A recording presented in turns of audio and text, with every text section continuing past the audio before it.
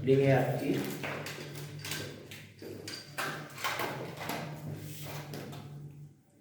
Definition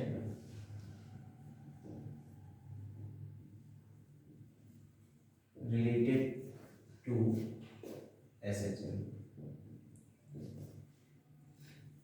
ठीक, पहला topic आता है आपका हार्मोनिक ऑस्किलेटर क्या है।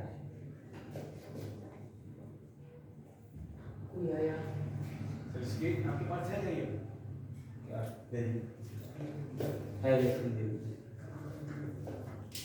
Harmonic oscillator. देखो हार्मोनिक ऑस्किलेटर क्या है, वो पार्टिकल, सबसे आसान डेफिनेशन, वो पार्टिकल जो एसएचएम कर रहा हो, जो सिंपल हार्मोनिक मोशन कर रहा हो, वो एक ऑस्किलेटर है, हार्मोनिक ऑस्किलेटर। इसमें कुछ अलग लिखने बताने की जरूरत नहीं है। ठीक है, ये डेफिनेशन मैं एक एक करके सारी डेफिनेशन यहाँ एक्सप्लेन करता जाऊंगा, उसके बाद आपको लिखना है। दूसरा टर्म आता है, ध्यान सुनो, डिस्प्लेसमेंट। ध्यान से सुनते जाना, डिस्प्लेसमेंट। एक टर्म होता है डिस्प्लेसमेंट, दूसरा टर्म होता है एम्पलीट्यूड। अंतर क्या है दोनों में? बड़ा छोटा सा अंतर है। दरअसल एम्पलीट्यूड भी एक टाइप का डिस्प्लेसमेंट होता है। अंतर ये है, मान लो कोई पार्टिकल है, ये कोई पार्टिकल है यहाँ पर, ये ऑस्किलेट कर रहा है, एक बार इधर जा रहा है, फिर वापस मेन पोजीशन पे आ रहा है, फिर इधर जा रहा है, वापस मेन पोजीशन पे आ रहा है। ठीक है, मैंने कहा किसी टाइम टी पर ये यहां कहीं बीच में होगा। ठीक है, किसी टाइम टी पर ये यहां कहीं बीच में होगा, तो मीन पोजीशन से इस पोजीशन के बीच का जो डिस्प्लेसमेंट है, ठीक, वही इस पार्टिकल का, जो कि एसएचएम कर रहा है, उस पार्टिकल का इस टाइम टी पर डिस्प्लेसमेंट लिखा जाएगा। जबकि एम्पलीट्यूड क्या होता है, मीन पोजीशन से कोई पार्टिकल एक डायरेक्शन में कितना मैक्सिमम डिस्प्लेस हुआ, ध्यान सुनो, मैक्सिमम डिस्प्लेसमेंट जो होता है, ये जो एक्स मैक्स मैं बोल दूं, ठीक, इसी को हम कहते हैं एम्पलीट्यूड। अंतर वो छोटा सा है, बीच में कहीं पर भी है तुमने कहा डिस्प्लेसमेंट, और आखिरी में पहुंच गया तो उसी डिस्प्लेसमेंट को आप क्या कहते हो, एम्पलीट्यूड। बात समझ में आ रही? कोई दिक्कत? ध्यान सुनो, अगला टर्म आता है चौथा, वन ऑस्किलेशन कहते किसको है। ठीक है, टर्म क्या बोला हमने, ऑस्किलेशन कहते हैं किसको। ये जो ऑस्किलेशन है, इसी को कहते हैं वन कंप्लीट साइकिल या फिर साइकिल। इसी को एक और नाम देते हैं वाइब्रेशन।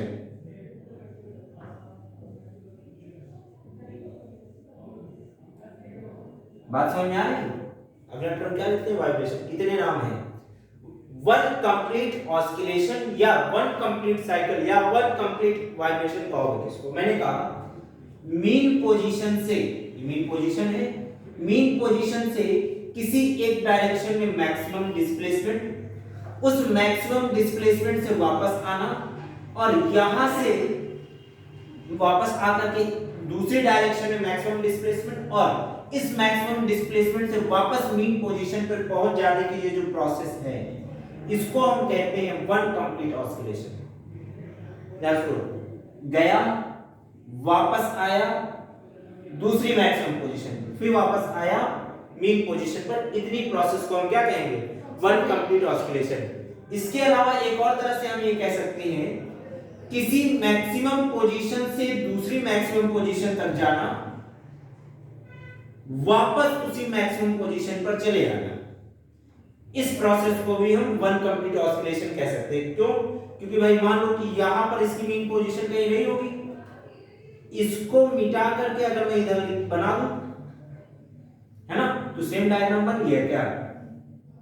ठीक है, मीन पोजीशन से एक डायरेक्शन में मैक्सिमम डिस्प्लेसमेंट, दूसरी डायरेक्शन में मैक्सिमम डिस्प्लेसमेंट, वापस मीन पोजीशन। या तो इसको वन कंप्लीट ऑस्किलेशन बोल दो, या फिर ये कह दो किसी एक मैक्सिमम डिस्प्लेसमेंट से दूसरी मैक्सिमम डिस्प्लेसमेंट, और उस मैक्सिमम डिस्प्लेसमेंट से वापस पहली मैक्सिमम डिस्प्लेसमेंट तक पहुंचने की प्रोसेस क्या कही जाती है, वन कंप्लीट ऑस्किलेशन कही जाती है। बात समझ में आई? अच्छा, मैं एक ही लाइन के ऊपर दोबारा नहीं बना रहा, इसको थोड़ा ऐसे बना दे रहे ताकि वापस समझ में कि हाँ उसी पोजीशन पर आया है। ठीक है, ये क्या है यहाँ पर, ये है मीन पोजीशन वाली लाइन। वन कंप्लीट ऑस्किलेशन समझ में आया। अगली बात आती है, ध्यान सुनो, अगली बात आती है कि टाइम पीरियड किसको कहते हैं। ध्यान सुनो, टर्म आया टाइम पीरियड। देखो बहुत आसान सी डेफिनेशन, वही 6th 7th 8th वाली। एक कंप्लीट ऑस्किलेशन करने में जितना टाइम लगा उसी टाइम को हम कहते हैं टाइम पीरियड। ठीक है, time taken to complete one oscillation, time taken to complete one oscillation. अच्छा, यानी टाइम पीरियड एक तरह का टाइम ही है, तो इसकी एसआई यूनिट क्या हो जाएगी, सेकेंड हो जाएगी, है ना, है सब। अगली चीज आती है कि 4 5, छठवीं बात आपकी ये आती है, ध्यान सुनो भाई, टाइम पीरियड हो गए तो अगला टर्म आएगा आपका फ्रीक्वेंसी। ध्यान सुनो, फ्रीक्वेंसी किसको कहते हैं, न्यू बोलते हैं, लैम्डा नहीं बोलते, पागल लड़के, लैम्डा से वेवलेंथ बोलते थे। देखो फ्रीक्वेंसी किसको कहते हैं, हमने कहा एक ऑस्किलेशन में जितना टाइम लगा वो टाइम पीरियड, एक सेकेंड में जितने ऑस्किलेशन हो गए उसको हमने कह दिया फ्रीक्वेंसी। ठीक, number of oscillation, number of oscillations या फिर वाइब्रेशन, चाहे जो चाहो कह दो, इन 1 सेकेंड। ठीक, अच्छा ध्यान सुनो, इसकी एसआई यूनिट क्या हो जाएगी, आपने कहा, ध्यान सुनो, फ्रीक्वेंसी नंबर ऑफ वाइब्रेशन। ठीक, यानी ऊपर लिखे क्या हो, संख्या, नंबर, नंबर्स की कोई यूनिट नहीं होती। ठीक, अपॉन क्या लिखोगे, टाइम टेकन। ठीक, तो इसकी, ये तो फॉर्मूला आपने कह दिया भाई, इसकी एसआई यूनिट क्या हो जाएगी, आपने कहा सर इसकी एसआई यूनिट हो गई हमारी सेकेंड इनवर्स, या जिसे आप कहते हो हर्ट्ज। ध्यान सुनो, इसी को एक और नाम देते हैं सीपीएस। ध्यान सुनना, नाम क्या है, स्पेशल नाम है आपके लिए, सीपीएस। सीपीएस का मतलब साइकिल पर सेकेंड, है ना, सबसे आसान, साइकिल पर सेकेंड, यही तो है ऑस्किलेशन, ऑस्किलेशन पर सेकेंड या फिर साइकिल पर सेकेंड। इसी को आप क्या कह रहे हो, एसआई यूनिट होगी। क्या कहा आपने, साइकिल पर सेकेंड। ठीक, ये हो गया। अच्छा, फ्रीक्वेंसी हो गया। अच्छा, फ्रीक्वेंसी के बाद एक बात ये आती है, फ्रीक्वेंसी और टाइम पीरियड में रिलेशन क्या है। ठीक है, relation between frequency and time period, देखो बड़ा आसान है, यही 3 लाइन में डिराइव हो जाता है, 3-4 लाइन में। हमने कहा अगर हम ऐसे कहें, ध्यान सुनो, 1 सेकेंड में जितने ऑस्किलेशन होते हैं उसको क्या कहते हो, frequency. Number of oscillation in 1 second, ये क्या कह दिया जाएगा भाई, ये फ्रीक्वेंसी कहा जाएगा, न्यू नंबर्स होंगे, ये कहोगे न्यू नंबर्स। ठीक, इतने बार वाइब्रेट करेगा 1 सेकेंड में। तो हमने कहा भाई अगर 1 सेकेंड में इतने वाइब्रेशन, तो एक वाइब्रेशन में कितना समय लगा, ठीक, 1/u। ध्यान सुनना, टाइम टेकन फॉर 1 ऑस्किलेशन। तुमने कहा न्यू ऑस्किलेशन के लिए एक समय, सॉरी एक सेकेंड, तो एक ऑस्किलेशन के लिए न्यू, सॉरी 1/न्यू सेकेंड हो जाएगा क्या, total time upon total number of oscillation, यानी 1/न्यू। अब मजे की बात, एक ऑस्किलेशन में जो टाइम लगता है उसको टाइम पीरियड बोलते हैं, है ना, एक ऑस्किलेशन में जो समय लगा उसको टाइम पीरियड बोलते हैं। तुमने कहा टाइम पीरियड क्या हो गया, 1/न्यू, यही तो है ना, 1 ऑस्किलेशन में जो समय लगा उसी को टाइम पीरियड बोलते हैं। तो हमने कहा, ध्यान सुनते जाओ, hence time period equals to क्या हो जाएगा, capital T equals to 1 upon frequency nu. कुछ बात समझ में आई, कुछ बात समझ में आ रही है? आगे बढ़ूं? देखो बेटो कहाँ चोरी हो जाते हैं? पता नहीं कोई उठा ले गया था कह रहा है। उठा अबे तो इतने लंबे चौड़े तुमको कौन उठा के लेके जाएगा? देखो फ्रीक्वेंसी हो गया। अगली बात आती है, ध्यान सुनना, एक टर्म आता है एंगुलर फ्रीक्वेंसी। ठीक, एंगुलर फ्रीक्वेंसी। एंगुलर फ्रीक्वेंसी को मैं अगर इसमें बताना चाहूँ, ध्यान सुना, ये कंप्लीट साइकिल है सर्कुलर मोशन में। ठीक है, एक साइकिल कंप्लीट किया, ठीक, 360 डिग्री घूम गया, 360 डिग्री, 360 डिग्री, एक ऑसिलेशन। अच्छा, तो हमने कहा एक सेकंड में कितनी बार एक साइकिल घूम जाएगा, उसको तुम कह दोगे एंगुलर फ्रीक्वेंसी। ठीक, रेडियन पर सेकंड वाला। हमने कहा भाई हमें जो एसएचएम पढ़ना है, अगर हम सिंपल हार्मोनिक मोशन में पढ़ना चाहें, ठीक है, पार्टिकल जब यहां है तो इसका प्रोजेक्शन हमको यहां मिला, जब पार्टिकल यहां पहुंचा तो इसका प्रोजेक्शन हमको यहां मिला, जब पार्टिकल यहां पहुंचा तो इसका प्रोजेक्शन हमको यहां मिला। तो हमने कहा पार्टिकल अगर ऐसे भी घूमेगा तो हमें एसएचएम किधर मिलेगा, डायमीटर के प्रोजेक्शन पर। इसलिए क्लास में यही बता रहा था। तो ध्यान सुनो, तो ये इधर से कितना घूमा ये तो हमने कहा न्यूम से बता दिया हमने। ठीक है, एंगुलर फ्रीक्वेंसी के लिए क्या किया जाए, तो हमने कहा 360 डिग्री को 2 पाई से डिनोट करते हैं। ध्यान सुनना, एंगुलर फ्रीक्वेंसी की अगर मैं बात करूं, एंगुलर फ्रीक्वेंसी को हम ओमेगा से डिनोट करते थे। ठीक है, सर्कुलर मोशन में। तो हमने कहा भाई ओमेगा क्या कहा जाएगा, तो इसके लिए बुक में आपको डेफिनेशन ऐसे दी जाती है, का फ्रीक्वेंसी में अगर 2 पाई से मल्टीप्लाई कर दिया जाए। ये डेरिवेशन आपने पहले पढ़ा हुआ है। ठीक है, भूल गए हो तो मैं कुछ नहीं कर सकता। ठीक, omega equals to 2 pi by nu, sorry 2 pi nu. ये एंगुलर फ्रीक्वेंसी जो होता है ये लीनियर फ्रीक्वेंसी के 2 पाई टाइम्स होता है। ये हो गई आपकी एंगुलर फ्रीक्वेंसी। ठीक, एंगुलर फ्रीक्वेंसी तक हो गया। अब हाँ, एक टर्म आता है फेज।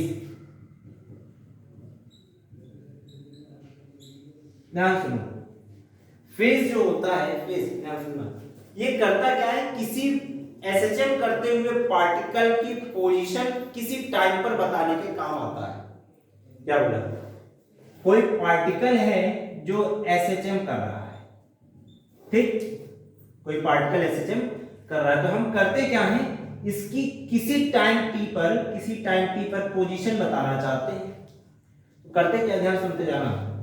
इसके लिए हम एक टर्म यूज करते हैं फाई। ठीक है, क्या बोलते हैं, फाई। और अगर हमें बताना हो पोजीशन क्या होता है, डिस्प्लेसमेंट, तो हम ऐसे लिखा करते हैं क्या, x equals to a cos, कल आपने ऐसा लिखा था a cos फाई समथिंग। ठीक, ये जो फाई होता है, अगर मैं इस फाई को लिखना चाहूँ, ये फाई जो होता है ये टाइम का फंक्शन होता है, यानी कि टाइम पर डिपेंड करता है। अगर एक्सप्लेन करके इस फाई यानी फेज को लिखा जाए तो फेज को हम ऐसे लिखेंगे, सुनना, omega t plus phi naught. अब हंस गए भैया, ये कैसे हो गया, है ना, ये कैसे हो गया, ये तो अब नहीं समझना है। तो इसको अगर मैं समझाना चाहूं तो एक काम करते हैं, ठीक है, काम करते हैं, इसको बड़ा आसानी समझ में आएगा। ये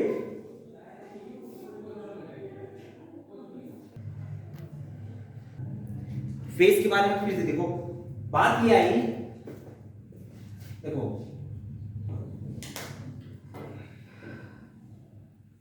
मैं किसी सर्कल में अगर इसको एक्सप्लेन करना चाहूँ तो बात क्या है,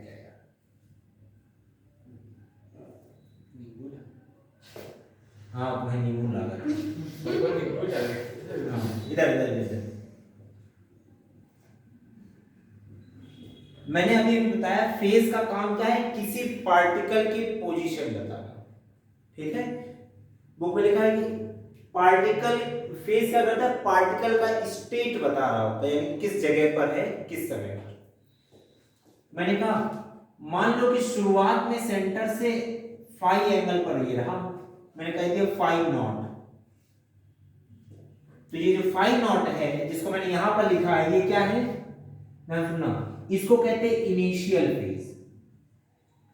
कहने का मतलब ये कि जिस पोजीशन से पार्टिकल चलना शुरू करेगा, ठीक है, जिस पोजीशन से पार्टिकल चलना शुरू करेगा वो उसका इनिशियल फेज कहा जाएगा। सुनते जाना। फिर मैंने कहा कि थोड़ी देर बाद टी टाइम पर ये पार्टिकल यहां पहुंच गया, ठीक है, और पार्टिकल v वेलोसिटी से मूव कर रहा था। बात समझ में आई? सॉरी, v वेलोसिटी ऐसे लिखा जाएगा, लीनियर वेलोसिटी v से मूव कर रहा है। किस तरह से जा रहा है? इधर से ऐसे जा रहा है, यूं एंटी क्लॉकवाइज मान लेते हैं, यूं जा रहा है। टू एंड फार कहाँ हो रहा है? वाइब्रेशन कहाँ हो रहा है? हाँ? वाइब्रेशन कहाँ हो रहा है? क्या हो रहा है? वाइब्रेशन कहाँ? वाइब्रेशन मान लो तुम्हारा, वाइब्रेशन का मतलब ये कि प्रोजेक्शन हाँ है ना। हाँ इस पार्टिकल को मैं रेड पेन से बना देता हूं, इस पार्टिकल का प्रोजेक्शन यहां कहीं आएगा क्या? शुरुआत में कुछ देर बाद ये पार्टिकल क्या करेगा, जब यहां से यहां पहुंचा तब इसका प्रोजेक्शन कहां पहुंच गया, यहां, ठीक। तो अब अगर ये पार्टिकल ऐसे जा रहा तो इसका वाइब्रेशन कैसे जाएगा, प्रोजेक्शन का वाइब्रेशन ऐसे जाएगा और पार्टिकल ऐसे जाएगा। बात समझ में आ रही? जब ये यहां पहुंच गया, ध्यान सुनना, तब ध्यान सुनो, v वेलोसिटी से जा रहा था। हम जानते हैं लीनियर वेलोसिटी और एंगुलर वेलोसिटी में कुछ रिलेशन होता है क्या? v equals to r omega होता है, ठीक है, v equals to r omega होता है। तो अगर मैं यहां पे कहूं, ध्यान सुनना, यहां से यहां तक जाने में टाइम कितना या डिस्प्लेसमेंट कितना हुआ होगा, ध्यान सुनो, यूं कह दूं या इसको थोड़ा और आसान से देखते हैं। अगर ये v वेलोसिटी से जा रहा है और इसकी एंगुलर वेलोसिटी, ध्यान रखना, एंगुलर वेलोसिटी में बोल दूं ओमेगा, ठीक, एंगुलर वेलोसिटी ओमेगा है, तो t टाइम में डिस्प्लेसमेंट कितना होगा, ओमेगा इनटू t, है ना। Angular velocity into time equals to angular displacement, ऐसा पढ़ा आपने। तो भाई t टाइम में ये पार्टिकल यहां से यहां पहुंच गया, तो अब इसका जो पूछूं मैं, भाई यहां से यहां तक एंगल कितना, तुमने कह दिया ओमेगा t, ठीक है। तो मैं पूछूं इस x एक्सिस से, ये x एक्सिस है, x एक्सिस से अब ये कितने एंगल पर है, टोटल एंगल देखो, phi naught plus omega t. तो अगर मैं कहूं कि अब इस कंडीशन में इसका फेज कितना है, तो आपने कहा phi equals to omega t plus phi naught कहोगे क्या, यहां से यहां तक। मैंने कहा टोटल अगर एंगल में बोल दूं यहां से यहां तक कितना है, फाई, तो फाई टोटल कितना कहा जाएगा, omega naught plus omega T, omega naught plus omega T कहा जाएगा, ये बात कही जाएगी। तो अब इसका फेज क्या कहा गया, आपने कहा sir omega t plus omega naught. तो फेज का काम क्या है, किसी टाइम पर, ध्यान सुनना, किसी टाइम पर किसी पार्टिकल की स्टेट को बताना, या यूं कह दो कि पोजीशन को बताना, कहां पर वो होगा। इतनी बात समझ में आई? पक्का? अच्छा, अब मैं जरा यहां एक काम करता हूं,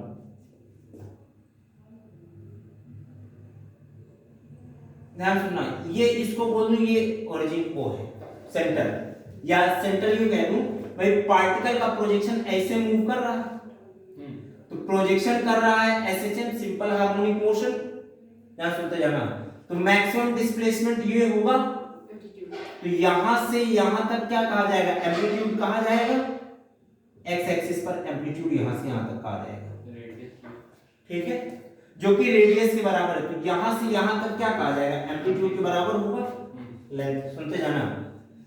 अब मैं अगर आपसे कहूं भाई टाइम t पर इसका जो प्रोजेक्शन का डिस्प्लेसमेंट होगा वो यहां से यहां तक होगा x। डिस्प्लेसमेंट। हाँ डिस्प्लेसमेंट यहीं पर है ना पार्टिकल, जब यहाँ पर है, ठीक है। तो मैं अगर आपसे ये कहूं, ध्यान सुनते जाना, कॉस निकाले जरा, इसका कॉस जानते हो ना, cos theta. Sine cos tan. मैं कहूं कॉस फाई अगर लिखना चाहेंगे तो कॉस फाई क्या लिखेंगे? cos cos phi. cos end bracket के अंदर वो इधर सुनो, कॉस क्या होता है? Base by hypotenuse. अच्छा बेस कितना है x, हाइपोटेन्यूज कितना है a। a इधर ले आओ, x equals to a cos phi लिख सकते हैं क्या? ध्यान से सुनते जाना, थ्योरी चल के आ रही है। अभी मैंने कहा ना कि ये फाई क्या कर रहा है? पोजीशन बताएगा पार्टिकल का, देखना कैसे पोजीशन और बताएगा। परपेंडिकुलर कैसे फाइंड की इस ट्रायंगल में? हां परपेंडिकुलर कैसे ये बचेगा? प्रोजेक्शन परपेंडिकुलर ही तो होता है जी। अच्छा हाँ नींद ना खुली हो तो कॉफी रखी है, ठीक है। एक घूंट जिंदगी हाँ जिंदगी मान लो। फाई की अगर मैं वैल्यू रखना चाहूँ तो फाई क्या है? a cos फाई वैल्यू क्या रखूंगा? Omega t plus phi naught, omega t plus phi naught, ठीक। अब अगर मैं आपसे ध्यान सुनते जाना, cos अगर टाइम 0 हो 0 एट t इक्वल्स टू 0, यानी इनिशियली पार्टिकल कहां पर होगा? ओमेगा नॉट 0 उसके वहां पे x equals to omega a, ये cos omega naught cos omega t, t की जगह मैंने लिख दिया 0 प्लस 5 प्लस फाई नॉट, है ना। ध्यान से सुनना, वो पूरा 0 हो जाए तो x इक्वल्स टू हमने कहा a cos omega naught phi naught, ये 0 हो गया ना, हाँ वही तीसरे बिंदु से ठीक। अब ध्यान सुनना, अगली बात, अगर फाई नॉट 0 हो यानी पार्टिकल यहीं से चलना ही शुरू किया है, ठीक है। हमने शुरुआत में तो मान लिया कि यहां से चलना शुरू किया था, लेकिन अगर पार्टिकल यहां से चलना शुरू करता तब, सॉरी यहां से मैक्सिमम डिस्प्लेसमेंट से ही चलना शुरू करता था, हमने कहा for phi naught equals to 0, ध्यान सुनना, x इक्वल्स टू कितना आ जाएगा? a cos 0, तो cos 0 की वैल्यू कितनी हो गई? 1, यानी x कितना हो गया? एम्पलीट्यूड के बराबर, ठीक है। अगर पार्टिकल यहीं से चलना शुरू करेगा तो at initial x equals to a मिला हमको मैथमेटिकली।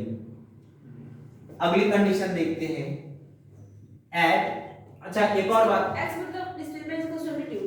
हां displacement is equal to amplitude, x equals to a। हाँ डिस्प्लेसमेंट इक्वल्स टू एम्पलीट्यूड। एक और खास बात ध्यान सुनो, दरअसल t से हम टाइम डिनोट कर सकते हैं, इसके अलावा मैं अगर कहना चाहूं तो t को हम लिख सकते हैं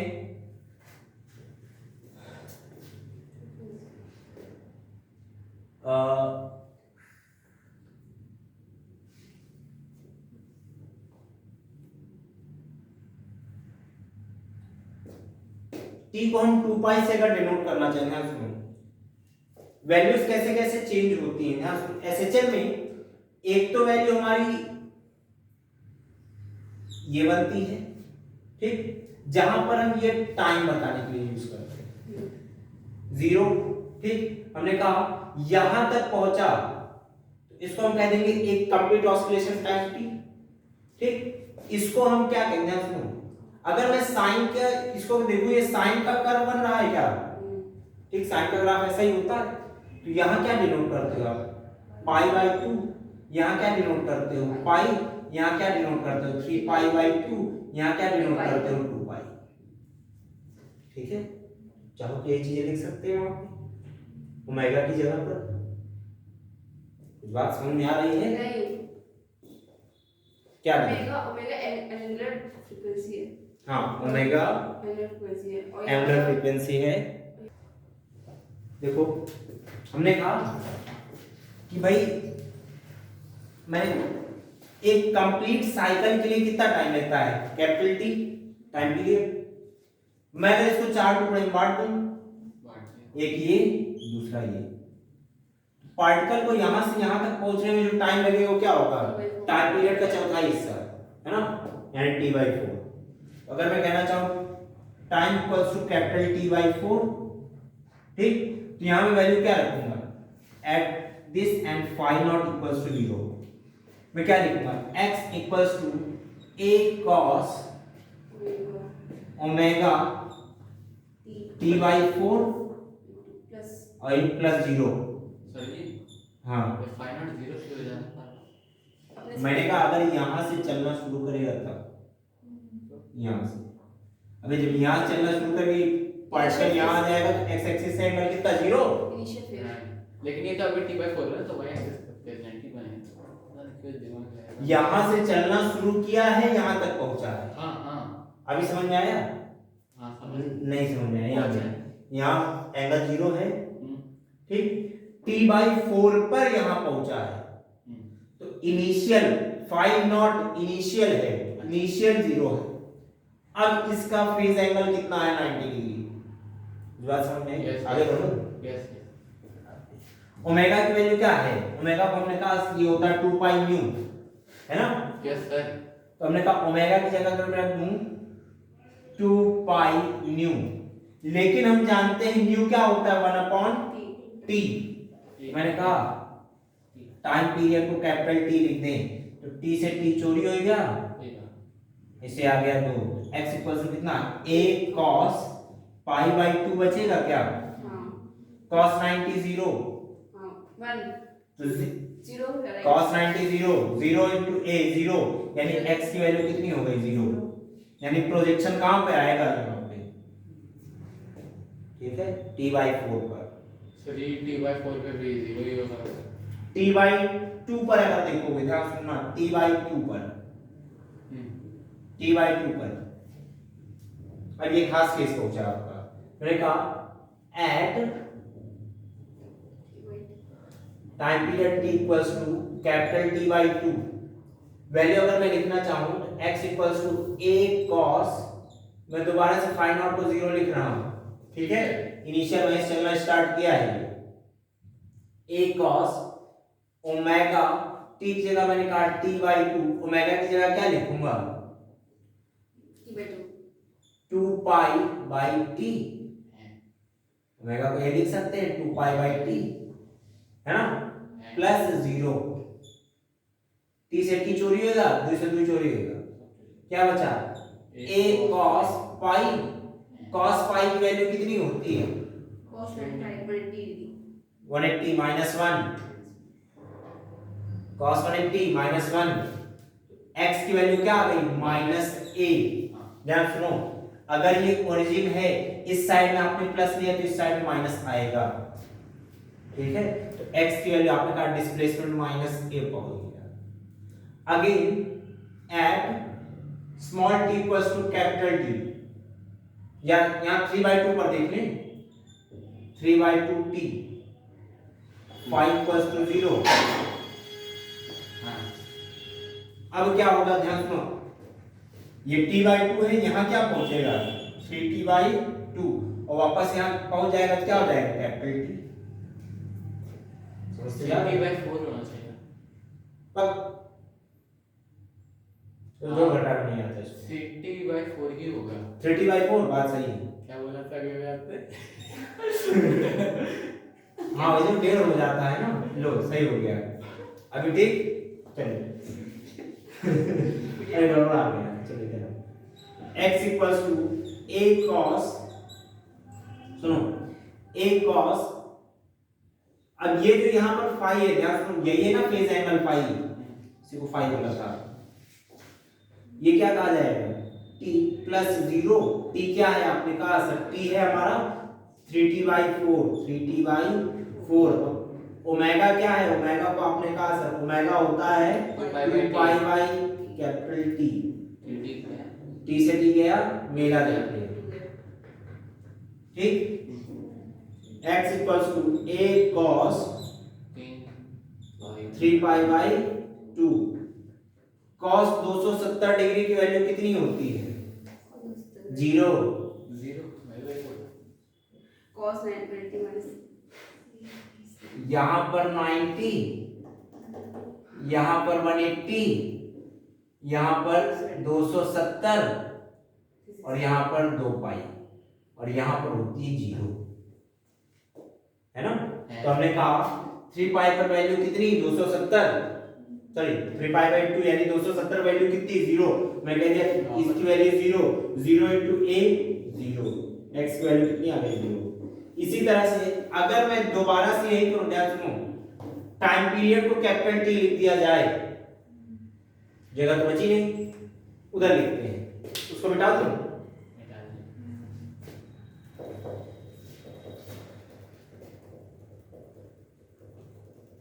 थोड़ा सा इसके लिए छोड़ देता हूं, ठीक है? देखो मुझे डेरिवेशन भी कराना है आज के आज ही,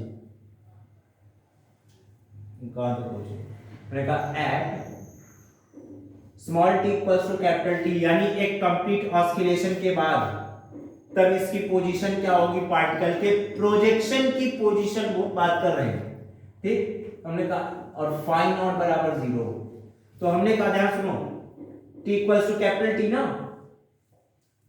क्या लिखा जाए इसको, हाँ x equals to a cos omega t plus 0, t की वैल्यू हमने कहा कैपिटल T, ओमेगा को हमने कहा क्या लिखा जाएगा 2 pi by capital T, capital T से कैपिटल T मेला देखने चला गया, x बराबर क्या है a cos 2 पाई, cos 2 पाई की वैल्यू कितनी प्लस 1, तो हमने कहा कि वैल्यू अगर लिखना चाहे इसके हमने कहा प्लस 1, तो x equals to capital A, वापस अपनी पोजीशन पर आ गया। एनर्जी का लॉस, हाँ एनर्जी का लॉस क्या करें